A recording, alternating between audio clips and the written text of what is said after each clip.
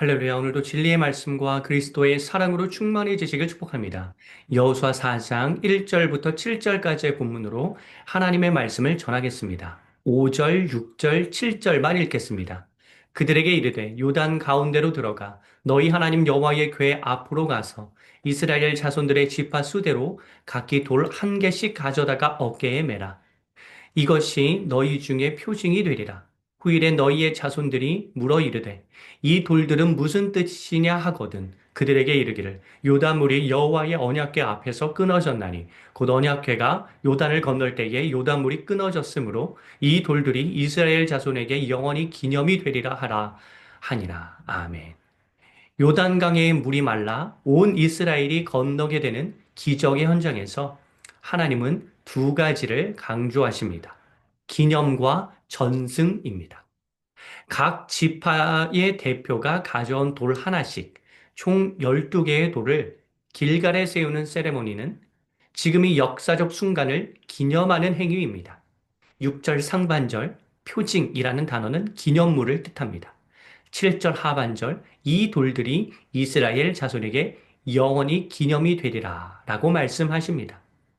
표면적으로는 기념이지만 각 지파의 한 사람씩 총 12사람에게 부여된 임무는 단순히 돌을 운반하는 물리적 행동만이 아니라 우리가 무엇을 기념해야 하는지를 말로 알리는 신앙적 전승도 포함합니다. 6절 하반절 훗날 자손들이 길갈에 세워진 12돌을 보면서 물을 텐데 그때 7절 상반절에 나오는 내용, 즉 요단강 물이 마른 하나님 행하신 기적을 설명하여 이는 신화가 아니라 꾸며낸 이야기가 아니라 역사적 사실임을 공고히 하라는 취지로 하나님은 말씀하십니다. 길갈은 사무엘 시대 때까지 예배의 장소로 사용됩니다. 자주 이스라엘 백성들이 오게 되는 예배의 장소에서 12도를 보면서 하나님이 베푸신 일을 기념하고 신앙적 전승을 행하라는 하나님의 명령이 내려지고 있습니다. 중요한 포인트는 길갈이라는 지리적 장소가 아니라 예배입니다. 예배의 장소는 언제든지 길갈에서 다른 곳으로 옮겨질 수 있습니다. 그렇다면 길갈에 세운 12돌이 보이지 않을 텐데 안 보이더라도 신앙교육을 충실히 하고 하나님을 기념해야 합니다.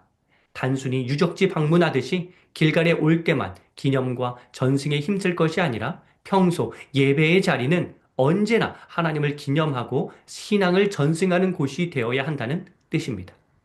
우리 역시 어떠한 임무를 받을 때 그 행동 자체에만 초점을 둘 것이 아니라 그 행동이 지니는 의미를 생각해 보고 그 의미가 계속해서 신앙적으로 계승될 수 있도록 힘써야 합니다. 지금 이 12, 각 지파의 대표 12사람에게 주어진 임무가 단순히 그냥 그 행위가 아니라 그것을 전승하는 임무까지 포함되었던 것처럼 말입니다. 예를 들어 한 가정에 베푸신 놀라운 기적과도 같은 일이 있다면 그 일을 그 하나님의 섭리와 능력을 대대손손 전해 주어야 합니다. 각 가정에서 이 임무를 실천할 수 있어야 합니다. 유대인들은 문화적으로 식사의 자리에서 하나님이 베푸신 기적과도 같은 역사교육, 신앙교육이 이루어집니다. 가정 예배의 형태입니다. 우리 역시 가정에서 늘 하나님을 말하고 신앙을 기반으로 한 대화가 오가야 합니다. 습관적으로 대화에 하나님을 언급해야 합니다. 하나님을 기념하고 신앙을 전승한다는 마음을 갖고 대화를 나눌 수 있어야 하며 자녀들에게는 신앙교육적 차원에서 의도적으로 하나님을 계속 언급해야 합니다. 예를 들어 우리가 이렇게 누릴 수 있는 건 하나님의 은혜다. 힘들지만 하나님이 계시지 않았다면 더 힘들었을 테니 감사하자. 이런 식의 말이 오갈 수 있어야 합니다. 자녀들은 부모에게 하나님에 대해서 질문하고 부모님은 자녀들에게 하나님에 대해서 설명해주고 소개해주고 안내해줄 수 있어야 합니다. 자녀들은 부모님의 언어 습관에서 신앙이 느껴질 때, 믿음이 느껴질 때 자연스럽게 하나님을 받아들이게 됩니다. 단 두 가지의 주의사항만 말씀드린다면, 먼저 신앙교육할 때의 신앙교육 할 때 말고 평소의 행동도 일치되어야 합니다. 신앙교육 할 때는 곱고 부드러운데 평소 행동에서는 하나님의 사랑이 나타나지 않는다면 자녀들은 괴리감을 크게 느낍니다. 그 다음으로 우리는 아무것도 안 했는데 하나님이 다 도와주셨다라는 식으로 맹목적 신앙으로 지도하면 곤란합니다. 하나님은 우리의 노력을 들어 사용하시는 분이라는 사실을 균형 있게 신앙교육해야 합니다. 사랑하는 성도 여러분, 우리의 가정에서 하나님을 기념하고 신앙이 전승되는 신앙교육이 제대로 이루어지고 있나요? 너무 바쁘다는 핑계로 일을 소홀히 하고 있지는 않나요?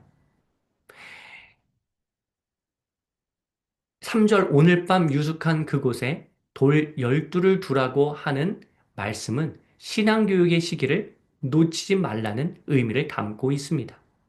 요단을 건너는 사건이 일어난 지금 이 따끈따끈한 순간에 교육해야 교육의 효과가 제대로 있지 나중에 한참 지나고 나서 기억이 가물가물해질 때 하면 소용이 없습니다. 아이들의 발달 단계에 따른 필요한 신앙교육이 있습니다. 우리 가정의 상황에 따른 알맞은 신앙교육이 있습니다. 그 교육의 시기를 놓치면 그 시기는 다시 오지 않을 가능성이 높습니다. 때에 맞는 신앙교육을 하려면 부모 먼저 하나님 안에서 우리 삶에 일어나는 모든 일을 하나님의 관점으로 조망해 볼 수 있어야 하겠죠. 신앙교육을 교회에만 위탁해서는 안 됩니다. 일주일은 168시간인데 168시간 동안 중에서 단 1시간 교회 교육한다고 해서 신앙이 제대로 이렇게 세워지겠습니까? 그렇지 않습니다.